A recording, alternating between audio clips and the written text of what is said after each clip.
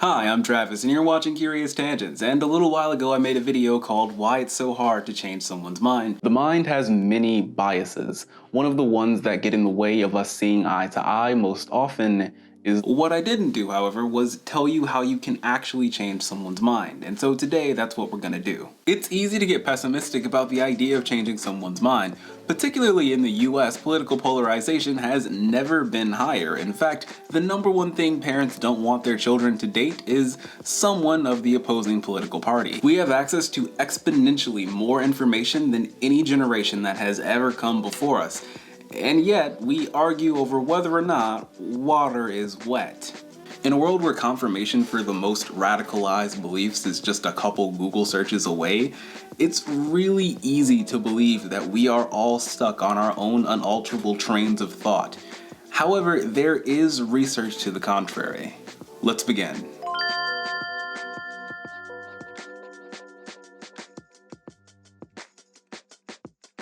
Despite the fact that we do things like argue over whether or not water is wet, we also do some pretty productive and pretty amazing things. For instance, over the last 30 years, something has happened that's made hundreds of KKK members leave the Klan. But before we can talk about that, we've got to talk about JFK and the moon landing that nearly never happened. And before even that, we've got to talk about your brain.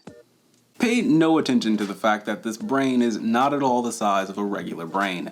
Jeff Bezos tricked me. However, this little portion right here is your amygdala, and it's responsible for your brain's fight or flight response, what most people experience as anxiety. Now, the reason I bring this up is because if you're going to change someone's mind, it's very important that you don't put them in a fight or flight response. When you're in a fight or flight response, one of the things your body does is redirect blood away from your organs to your muscles. When you're in danger, there's no real reason to be digesting food, rather you need to be preparing to either fight or flight. Similarly, your brain directs attention away from your prefrontal cortex, the portion of the brain that has executive functions, the more human things like reason and decision making, to the amygdala, the more emotional part of the brain. This state of being could be triggered by a pride of hungry lions or by a particularly bad Facebook argument. So rule number one of changing someone's mind is don't make them feel like they're being chased by lions. Changing your mind is far more difficult than keeping your mind the way that it was before, and so you need more resources to do it. Thus, you can't put people in a state of fight or flight and expect them to change. You might win the argument, depending on how you define the terms of winning, but you will not actually create any change. Speaking of the brain, we've got quite a few cognitive biases, and one of the most famous and one that gets the worst rap is confirmation bias. Now, contrary to popular belief, confirmation bias is most of the time a good thing. Imagine that you're a virologist or an immunologist, anyone who's an expert on vaccines, and someone tells you that there is a microchip in a vaccine. This is probably not a piece of information that you should change your worldview on. Now, this is an extreme example, but this would go for many things. Children regularly make up stories and then tell them to their parents, but imagine how the world would be if every time a 5-year-old told you a story, you changed your worldview. The real problem of confirmation bias comes in when the roles are reversed or relatively equal. Confirmation bias, or our tendency to only take in information that confirms our already pre-existing beliefs, really becomes an issue when we're talking about things that are nuanced. Like, say, a country's healthcare or tax system, things that have multiple integrations and multiple different outcomes. Here is a place where we should probably be more open-minded. Generally speaking, the more complex the issue, the bigger a problem confirmation bias is in discussing it. It can get to a point where it's almost like watching two tennis players hit the ball on completely separate courts. People are making good points, but they're never really connecting. For step number 2, we'll need to go to 1962, when JFK was giving speeches around the nation about space exploration and putting a man on the moon. Contrary to mine and popular belief, JFK did not always want that man to be on the moon. In fact, just a year later, he rejected a budget that would do just that. It wasn't until a few months later, when Russian cosmonaut Yuri Gagarin would become the first man in space, that JFK would decide to champion putting a man on the moon. Perhaps he was motivated by the fear that America was far behind Russia in the space race, which, at the time, we were.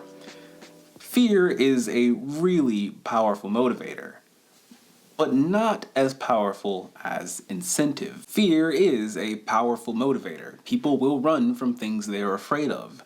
However, it appears that we run a bit harder towards things that we want. If you listen to JFK's speech, you'll notice that he's not painting a nightmare scenario of what happens if we lose. Rather, he's painting a dream filled with all of the rewards of success. But why, some say, the moon? Why choose this as our goal? And they may well ask, why climb the highest mountain? Why, 35 years ago, fly the Atlantic? Why does Rice play Texas? We choose to go to the moon.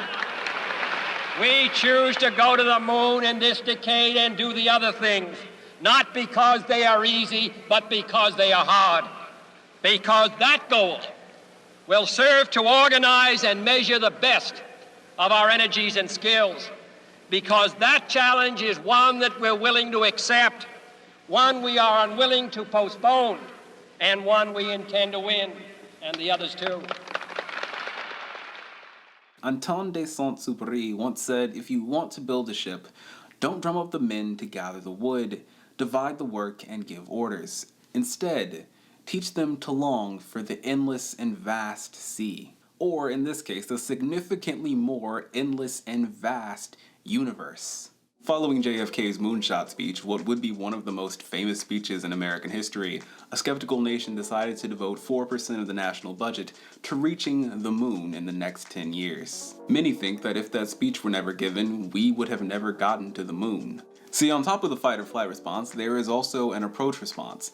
What you approach are things like food, water, mates, and today it can apply to much more complex things. For instance, you pursue goals like, I don't know, going to the moon. Today our goals are more diverse, though not as much as some of us would like to think. Approach behavior works roughly the same way with goals that aren't so closely tied to biological needs like eating. So when Kennedy laid out his speech in terms of the goals that we need to reach rather than the threats we need to avoid, it was far more motivating for the American people. If you show a smoker the lungs of a person who's been smoking for 30 years, all you're going to do is frighten them into inaction. In fact, people who were shown images like this on average smoked more cigarettes. The approach that tends to lead to them smoking less is by causing a goal. For instance, living a long life to see their grandchildren grow up is a far more motivating goal than not having smoker lungs. The same is also true of obesity. Telling people about heart problems, or worse, shaming them about their weight, causes them to gain more of it. The examples just go on, but the fact is that over the long run, motivation works much better than does fear. And then of course there's regular old arguments that don't really involve behavior change, but belief change. What you believe doesn't just determine what you identify as, it also determines what you can belong to. For instance, a church or club or cult or clan.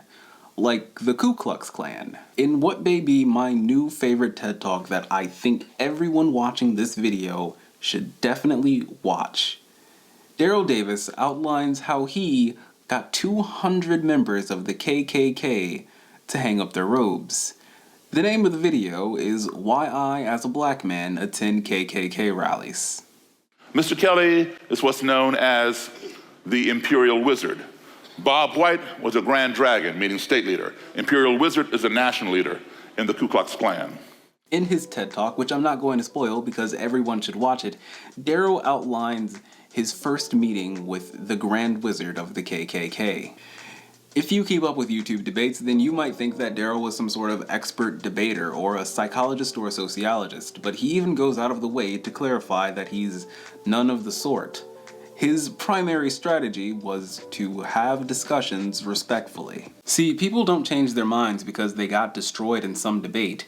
People change their minds because their old mindset no longer works. When Daryl Davis was interacting on friendly terms with all of those Klan members who no doubt had ideas that he was morally deprived in the regular rhetoric that goes with those things, something had to give. And the thing that gave was the mindset. Beliefs change the exact same way that they're formed in the first place. We don't form our beliefs based on some truth-seeking process, at least not most of the time. Generally, they're formed on the basis of those around us. If there's anything that I've learned from studying psychology and economics, it's that predicting the behavior of people on a small scale is very, very hard. However, predicting the behavior of a group of people is doable. Maybe you can't change that individual, but if you try, you can probably change a lot. So, be mindful of who is in the circle and who is not. And thanks for watching. Huge thank you to Paul Allen from my Discord server for suggesting this topic and for recommending the TED Talk. Links to the Discord in the description, and I'll see you next time.